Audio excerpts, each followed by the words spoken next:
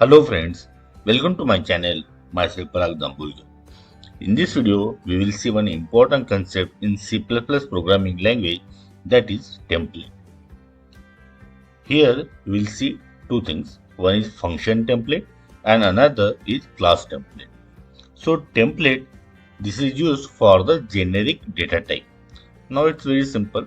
So when we use this template, that is the generic data type for function, so it is called as a function template. And when we use this template for a class, it is called as a class template. So first we'll see what is the need of template. Suppose we have to swap two integers. So what we'll do, we'll write one function to swap two integers. Now see, suppose again we have to swap two floats.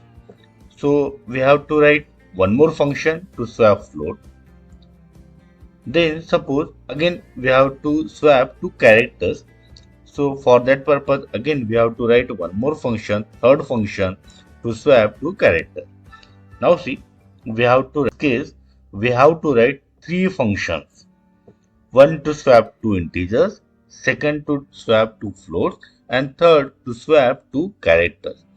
Now see, in this case, logic for swapping these two integers or two floats or two characters, that is same. Only change is in data type. So just because of change in the parameters, change in the data type of parameters, because of that we have to write three different functions. But it goes against the concept of reusability, and reusability is the main feature which is provided by the modern programming language, but it is going against the concept of reusability, right? And because of that, to avoid that, we have C++ language has provided concept called as a template. So in this example, we have written function template. That means we are using template for the function. Now we will see. So this is a very simple example. By this, we'll come to know how template is used for a function. So same example. So we have to swap two integers, two floats, and two characters. For this, we have written only one function. Only one function. Now see, as per the situation, this function will work for the integers. Now in some situation it will work for the float, and in some other situation it will work for the characters.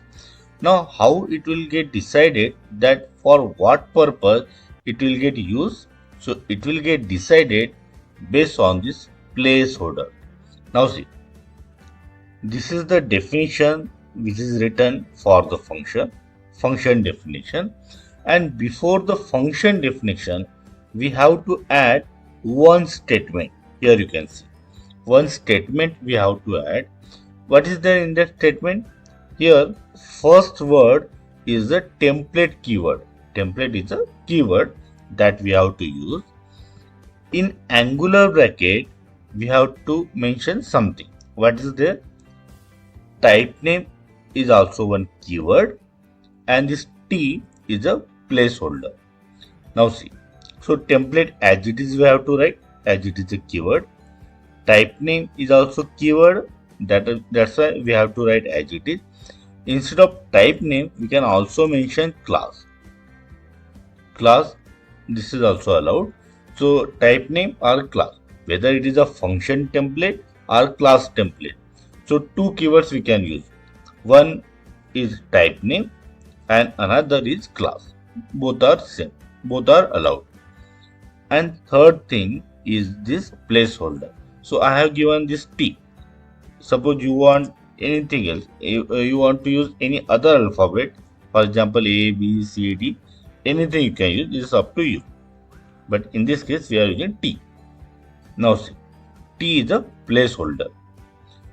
So T is a placeholder in the sense T, in some situation it will be integer, in some other situation T will act as a float, and in some other situation it may be act as a character. So in our example we have considered three data types. Suppose sometimes you want to use it for the doubles or something else, that also you can use. Now see, in this function, here you can see, suppose t is integer. So this t will stand for the integer. Then this t also will stand for the integer. This t will stand for the integer.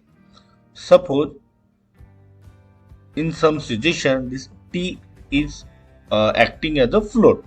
So now see, here this t will be a float, this another t will be a float, and this t will also float. Now one question is, how this data type of this placeholder is get decided. So in function template, keep in mind, in function template, data type of this placeholder is decided based on the data type of the parameters that we are passing. Now see,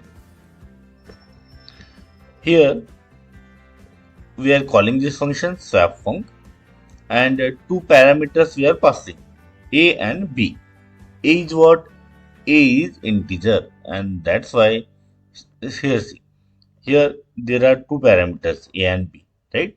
So a is integer, that's why this t is integer. Second b is also integer, and that's why we have used the same placeholder b. Now see, this time we are calling swap func, this function. We are passing two parameters c and d.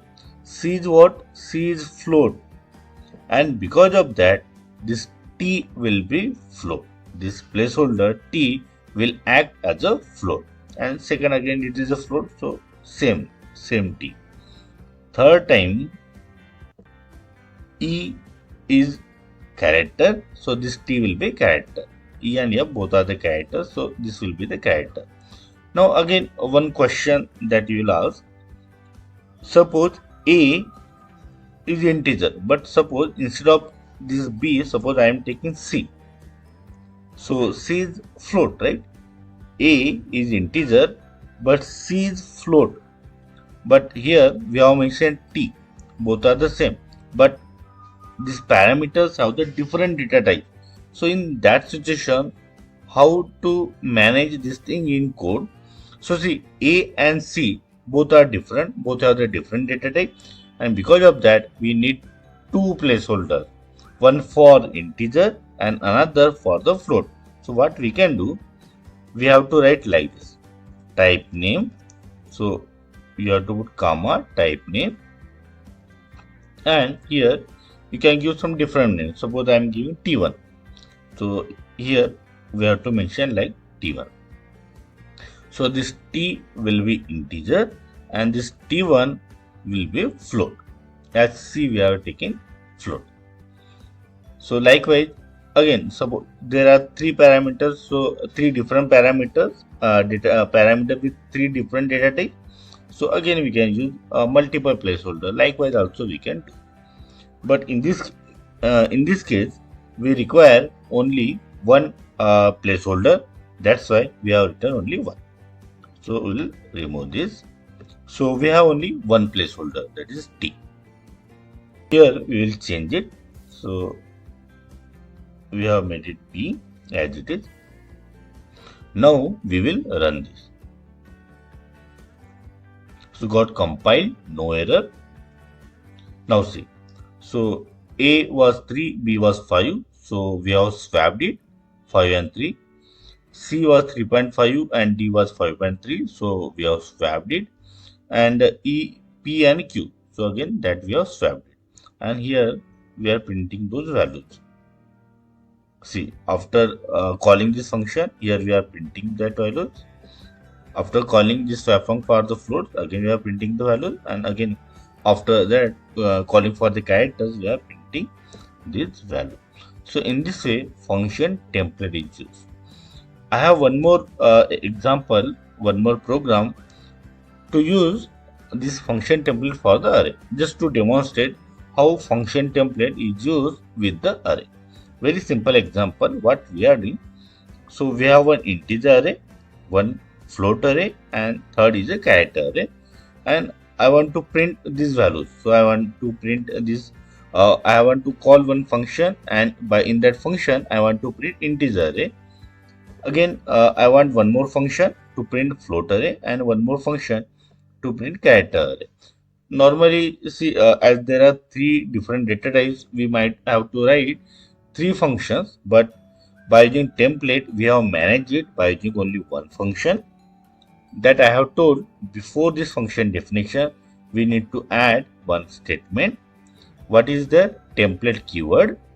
Then there is a type name, that is also keyword. Instead of type name, I can also write class. This is the placeholder, and instead of T, I can use any other alphabet. That is possible. And here, see, what I am passing A. A is what? A is the name of the array. And when we mention A stands for the address of the first number. Here B stands for the address of the first number.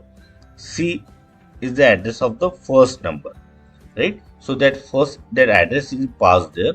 So see, when we are calling display A is what? A is integer, and that's why this T will be integer.